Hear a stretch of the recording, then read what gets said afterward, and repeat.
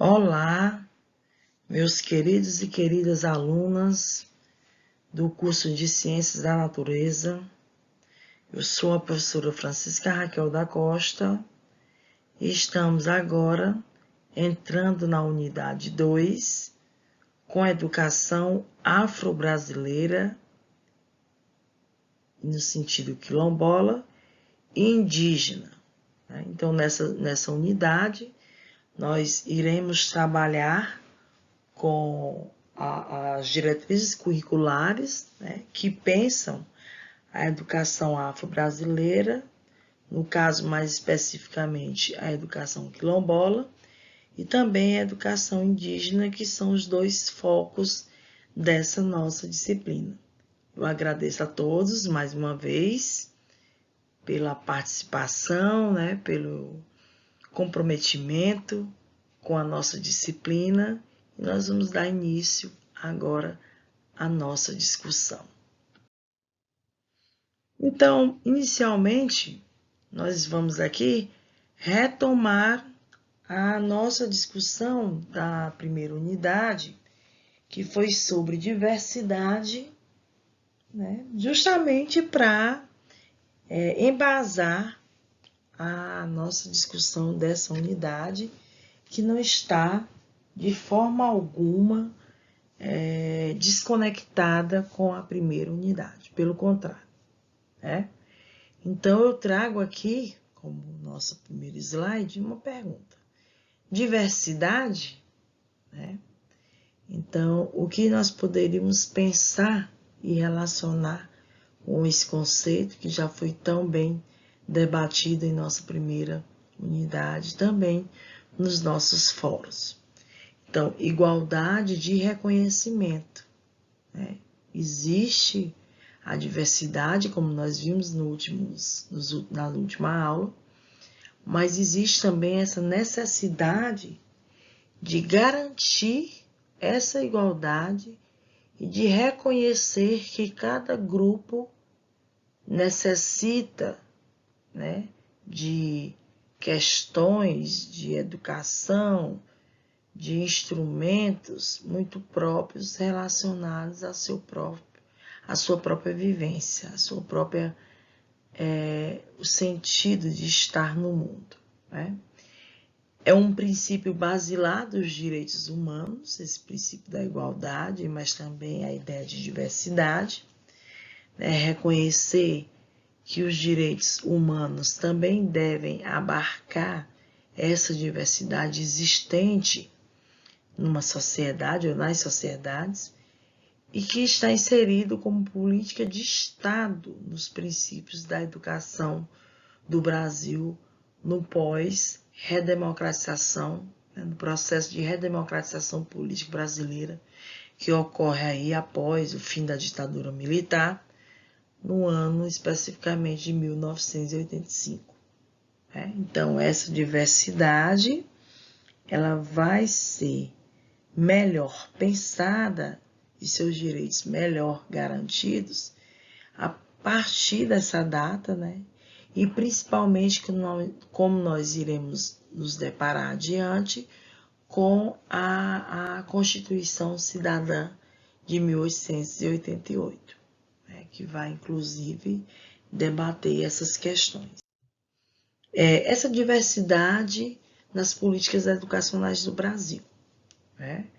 O que significa, em que sentido nós temos que pensar essa diversidade, como nós já conversamos anteriormente. Então, com respeito à diversidade cultural, os processos de inclusão, pensar esses processos de inclusão social na educação, que é o que nós estamos fazendo aqui com essa disciplina também, mas, por exemplo, um exemplo mais prático seria, por exemplo, essa inclusão dessas temáticas com a aprovação da Lei 10.639, mas que depois se transformou na 11.645/08, e, finalmente, com as políticas de cotas, as ações afirmativas, que são as políticas de cotas, que buscam a inserção, a inclusão de um segmento social, que é a população negra, indígena, na educação, né, por ter sofrido esse processo de discriminação, de exclusão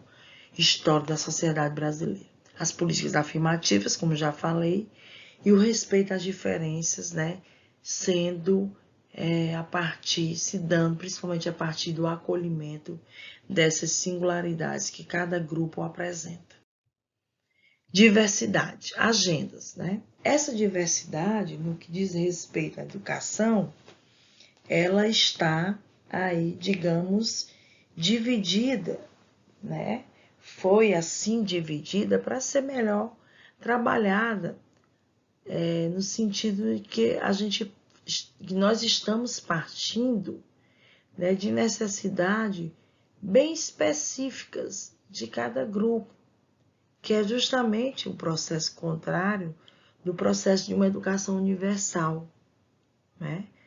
Que não pensava as diferenças e as diversidades, mas pensava um todo e que apenas um projeto educacional daria conta desse todo existente na sociedade brasileira, né?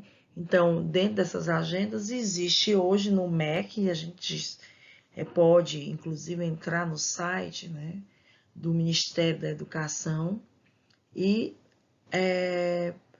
passar por todos esses eixos, digamos assim.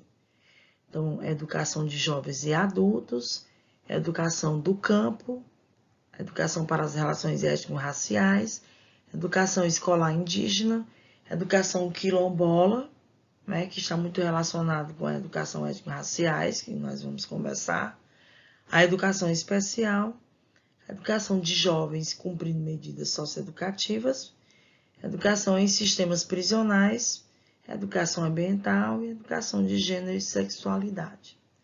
Então, esses eixos, eles são divididos dentro do Ministério, né, da Educação para serem pensados, cada um com suas necessidades específicas.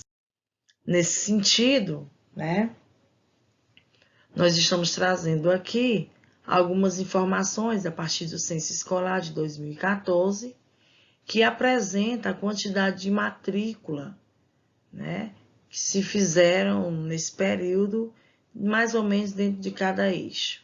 Então, a gente tem um total de 49.771.371 matrículas na educação básica, sendo dessas, né, a educação do campo com 5.846.000, a educação indígena ainda pequeno, né, esse número em relação aos demais, 239.759, assim como a educação quilombola, também muito próxima da educação indígena, né, 279.971, a educação especial com 886.815 matrículas, e a educação de jovens e adultos, que está bem adiante desses outros, que é de 3.592.908. Então, o que nos mostram esses dados? Esses dados nos mostram principalmente de que nós temos ainda muito que caminhar. A gente sabe que o número de indígenas no Brasil se reduziu com o massacre que foi realizado, né, para com esse grupo étnico, como também os afros.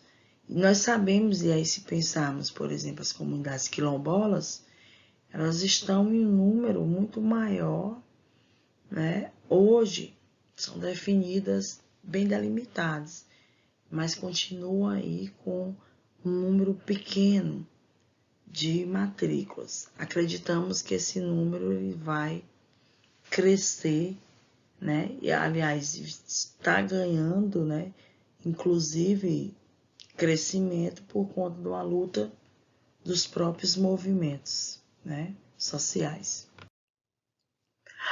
Como que diz respeito à população indígena no Brasil? Nós temos aí o número total da população indígena, né? Então, nós podemos relacionar com a quantidade de pessoas estudando né? Que fica bem aquém e abaixo desse número total de 817.963 pessoas, né? Que são cerca de 0,42, desculpa, por cento da população brasileira. Existe nesse número uma população aldeada de mais da metade, né?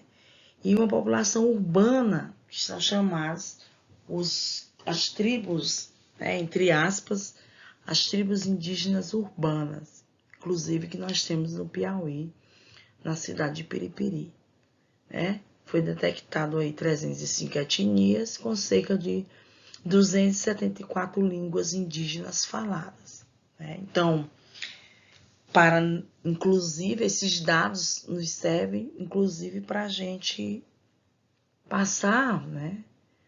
Abandonar aquela ideia de que quase não existe comunidades indígenas no Brasil e que no Piauí, por exemplo, não existe mais indígena. Os números estão aí, eu acredito que existe ainda muito mais do que os números estão trazendo, porque nem todas as pessoas conseguem participar desse processo de levantamento demográfico. Bom, a população indígena no Piauí, né? Eu trago aqui uma informação sobre a população indígena no Piauí. O último censo demográfico do IBGE sobre a população indígena, realizado em 2010, revelou que existem cerca de 3 mil índios no estado do Piauí. Não existe, na verdade, um consenso, né, no que diz respeito à quantidade de indígenas no Piauí. A gente tem uma informação mais adiante que contesta esse dado, que cerca de 6 mil indígenas, né? Inclusive, a gente sabe que esse aumento pode ser, inclusive, por essa identificação melhor desses povos que agora estão se autodeclarando indígenas, né? A partir dessas políticas públicas que passam a existir. Então, eu trago aqui a foto do cacique José Guilherme, de 62 anos, que ele é o líder dessa comunidade, né, que fica na cidade de Piripiri. Mais adiante, nós temos aqui, né, já segundo os novos dados obtidos pelo projeto de pesquisa do Piauí, tem Índio Sim, que foi coordenado pela Secretaria de Estado de Saúde do Piauí no ano de 2016, e o estado já possuía aí já cerca de 6 mil índios não aldeados, distribuídos em 36 municípios. Então, essa população se autodeclarava pertencente a etnias cariris, tabajara, gamela e guajajara. Então, nós temos um número bem maior do que o dado anterior.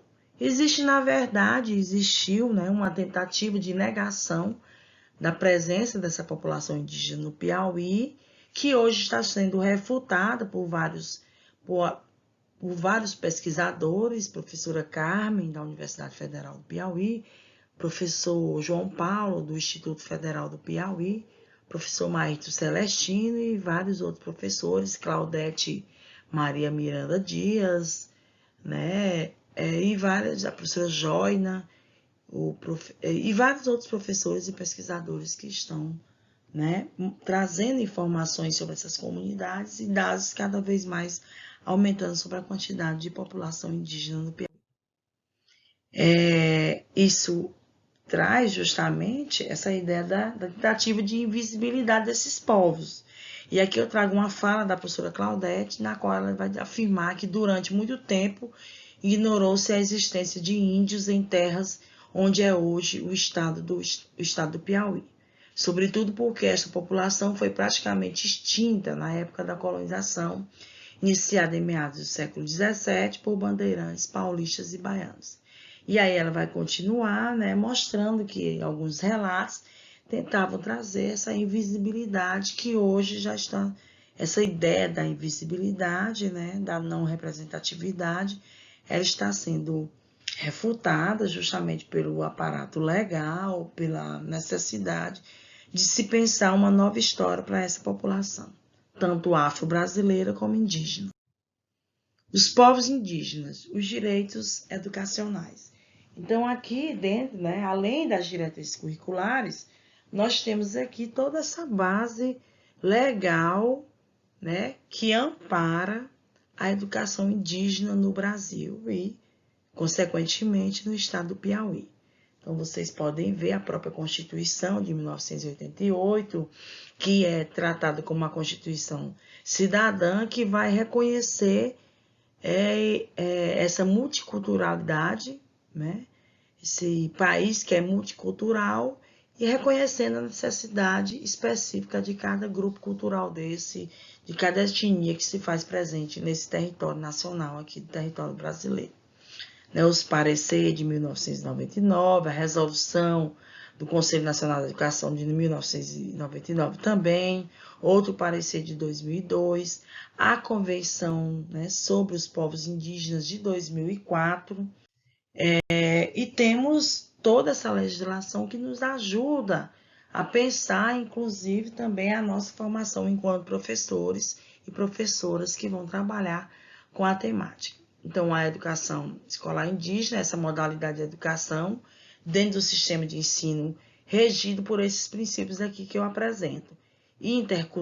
Interculturalidade, bilinguismo e multilinguismo, especificidade, diferenciação e participação comunitária. Então, esses princípios são a base dessa educação escolar, Garantir que essas comunidades tenham acesso à educação e que muitos dos traços das tradições, por exemplo, o bilinguismo, o multilinguismo, sejam levados em consideração e que também possam ser estudados nessas escolas indígenas, principalmente, A questão da especificidade, cada grupo social desse que foi excluído historicamente, ele tem uma necessidade específica e que essas necessidades elas devem ser reconhecidas e devem ser levadas em conta. Essa diferenciação que está relacionada com a especificidade e a participação comunitária, no sentido de que os próprios membros das comunidades indígenas possam participar desse processo educacional como agentes e sujeitos desse processo, e não só como pessoas que vão receber conhecimento, mas pessoas que vão repassar conhecimento e, inclusive, vão participar da construção desses conhecimentos, Por isso, a importância da formação de professores indígenas, professores quilombolas, que conhecem sua realidade, que possam procurar a melhor forma de estar passando esses conhecimentos ou fazendo essa ponte entre a educação que é vista fora dessas comunidades e a educação dentro dessas comunidades. O uso das línguas maternas, orientado que permaneça, processos próprios de aprendizagem na educação escolar, a recuperação das memórias históricas é importante, a reafirmação das identidades étnicas e valorização dessas línguas e das ciências, porque esse princípio ele parte da ideia de que todo grupo e toda cultura, e vai lá para a nossa primeira unidade, toda cultura ela tem seu valor, ela é importante, tem suas especificidades. E todos os grupos produziram ciência, Produziram conhecimento. Então, a importância desses conhecimentos serem repassados e ser valorizados dentro desse processo educacional da educação escolar indígena. E acesso às informações e conhecimento técnico e científico da sociedade nacional. A educação a partir da territorialidade indígena, levando em consideração as características demográficas, geográficas desse território, o controle social indígena sobre as políticas de educação e de financiamento. Isso é importante, que os próprios membros das comunidades sejam, inclusive, formados na área do direito, para que possam garantir que essas políticas educacionais, políticas públicas, cheguem até a sua comunidade e que, de fato, eles tenham acesso. E o combate ao preconceito e discriminação contra os povos indígenas nos sistemas de ensino. As ações desenvolvidas no Brasil na instância do MEC, foram essas ações: a formação de professores indígenas para a educação básica, a ampliação da oferta de educação básica nas escolas das aldeias, a construção de políticas de ensino médio e ensino superior e a produção e publicação de livros, CDs, DVDs, de todo esse material que esteja de acordo com a necessidade sociocultural e linguística das comunidades indígenas brasileiras.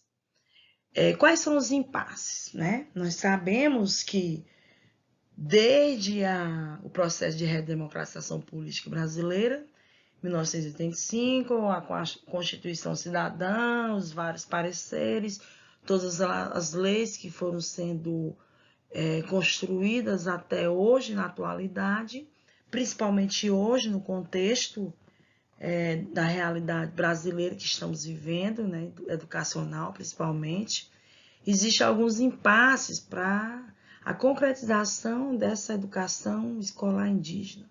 Primeiramente, a tensão entre políticas universalizantes, como já falei, né, políticas que pensam uma educação universal que não leva em consideração as especificidades e as necessidades próprias de cada comunidade dessa, e a diversidade que existe dentre os povos indígenas.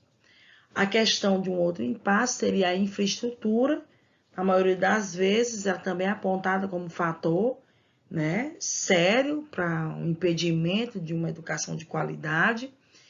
Segundo o Censo Escolar de 2017, 30,93% das escolas indígenas não dispõem de um espaço físico construído pelo poder público para funcionar de forma eficaz, né? Outro impasse seria formar membros das próprias comunidades indígenas para ensinar suas crianças, como já falei para vocês. E aí o MEC cria esse programa, né, ProLIND, que foi um programa de apoio à formação superior de professores que atuam em escolas indígenas de educação básica. Para além do déficit da formação, também ainda existe um enorme problema no processo de contratação, né, que afeta a qualidade de ensino, de contratação desses professores que se formaram. Muitos professores formados não têm acesso à docência. Outra dificuldade é a avaliação do ensino. Gente, essas dificuldades não vão mais repetir quando estiver falando da educação afro-brasileira, especificamente da educação quilombola, porque também são muito próximas das dificuldades, dos impasses e desafios encontrados pelas comunidades quilombolas também, né? Também criticada pela forma rígida com que foi imposta a Base Nacional Comum Curricular, recentemente, né, discutida, aprovada, e é vista como um entrave para a construção de um paradigma educacional próprio às escolas indígenas, quando há um retrocesso no sentido de construção de uma educação universalizada, né? Essa é uma crítica também que se faz à base, a nova BNCC, né? Bom, a educação escolar quilombola. Então, muito próxima das questões que foram tidas, apresentadas aqui, em relação à educação escolar indígena, né? Então, a gente vai contextualizar essa questão da educação escolar quilombola, está muito relacionada com a questão da terra. Então, esse é um dos obstáculos mais encontrados, né, para a implementação de políticas públicas para essa educação escolar quilombola, porque muitos dos territórios quilombolas, né, ainda não foram tidos e reconhecidos como comunidade quilombola, porque há uma disputa em relação à terra, a questão da terra. Muitos ainda não têm a posse da terra. Então, esse é um impasse sério para a educação escolar quilombola. Quanto à educação, observa que se tem um grande número de comunidades que não possuem escolas quilombolas também. Existe toda já uma legislação que ampara a construção dessas escolas e, pelo contrário, né, no Piauí, no ano passado, nós tivemos a destruição de escolas quilombolas, né? Isso é garantido pela lei, esse direito, mas, por outro lado, muitas dessas escolas foram destruídas, né? E aí tem a questão do preconceito, da falta de estrutura, da falta de uma sensibilidade, né, em relação às pessoas que ocupam os cargos públicos nesse país, os cargos de poder político também. Então, as comunidades remanescentes de quilombos, elas possuem dimensões educacionais, sociais, políticas e culturais significativas e particulares, né, no contexto geográfico e histórico brasileiro, tanto no que diz respeito à localização quanto à origem, como já falei também em relação às comunidades indígenas. Existe uma necessidade, dentro dessa ideia das diretrizes curriculares nacionais, para a educação quilombola, indígena também, como já vimos, que desenvolvam pedagogia própria, o respeito à especificidade, como já falei, a formação específica do seu quadro docente, tanto dos materiais didáticos, paradidáticos também específicos. E existe também uma ideia, uma necessidade de ser oferecido nas escolas quilombolas, naquelas escolas que recebem alunos quilombolas fora de suas comunidades de origem, né? As diretrizes curriculares nacionais para a educação escolar quilombola representam uma vitória dos movimentos sociais, pois elas nasceram da base a partir da luta da população negra, mais especificamente do movimento quilombola. Então, tanto a educação quilombola, a educação indígena, a educação do campo, todos esses segmentos, eles nascem das lutas travadas por essas pessoas que fazem parte desses movimentos sociais, que são indígenas, e que são quilombolas, e que são moradores do campo, ou de outras, né, várias especificidades que existem dentro da sociedade brasileira. Nós trazemos aqui o conceito de quilombo para o MEC, né? De acordo com o artigo 2º do decreto 4.887 de 2003, os quilombos são grupos étnico-raciais segundo critérios de autoatribuição com trajetória histórica própria, dotados de relações territoriais específicas com presunção de ancestralidade negra relacionadas com a resistência à opressão histórica sofrida.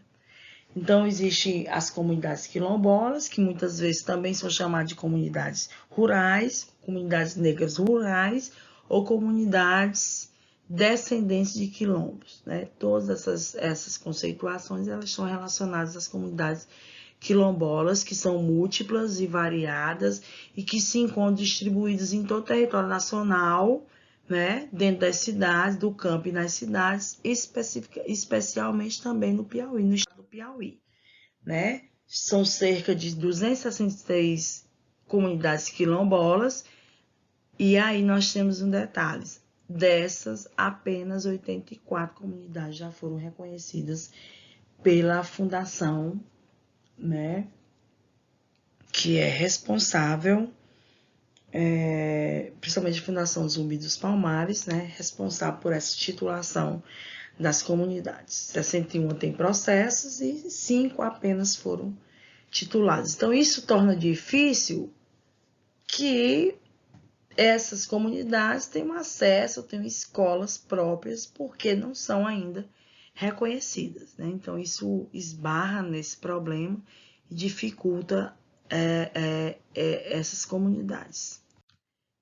Aqui a gente traz o exemplo de uma comunidade quilombola, Mimbó, né, na cidade de Amarante, no Piauí, que é uma das comunidades quilombolas mais antigas do Piauí, onde já se tem um trabalho de pesquisa muito profundo, feito pelos pesquisadores da UESP, da Universidade Federal. Temos mais imagens dessa comunidade também, Salinas, né, e várias outras comunidades que vocês podem estar conseguindo informações com as pesquisas que nós vamos fazer, que vocês irão fazer. Essas diretrizes, voltando um pouco para as diretrizes curriculares, né, elas indicam aqui, né, foram aprovadas aí, pelo Decreto Legislativo de 2003, né, e 2007, institui a Política Nacional de Desenvolvimento Sustentável de Povos e Comunidades Tradicionais e tem como objetivo orientar o sistema de ensino da União dos Estados, do Distrito Federal e dos municípios, orientar os processos de construção de instrumentos normativos do sistema de ensino, visando garantir essa educação escolar quilombola, assegurar que as escolas quilombolas e as escolas que atendem estudantes oriundos dessas comunidades considerem as práticas socioculturais, políticas e econômicas das comunidades quilombolas, assegurar que o modelo de organização e gestão das escolas quilombolas e das escolas que atendem estudantes oriundos da comunidade e suas lideranças, conforme o disposto na Convenção 169 da OIT, fortalecer o regime de colaboração entre os sistemas de ensino, Estado, União, Distrito Federal e municípios, zelar pela garantia do direito à educação escolar quilombola, subsidiar a abordagem da temática quilombola em todas as etapas da educação básica, isso é importante. No que diz respeito à formação, na formação inicial e continuada de professores para a educação escolar quilombola, as diretrizes destacam a importância da inclusão do estudo da memória, da ancestralidade, da oralidade, da corporeidade, estética e do etnodesenvolvimento, e a produção e distribuição de material específico que precisa ser feito em diálogo com a realidade local dessas comunidades. A educação escolar quilombola ainda demanda também a formação de gestores, das escolas, das coordenações, dos pedagógicas, dos professores, e há uma reivindicação também histórica das organizações do movimento quilombola em relação à alimentação destinada às escolas de seus estudantes. Os quilombolas reivindicam uma alimentação escolar articulada aos costumes locais, e isso também se dá nas comunidades indígenas. Então, gente, a gente pode ver que aqui, em resumo, são todas essas necessidades que existem para essas duas formas específicas de educação, a educação indígena e a educação quilombola.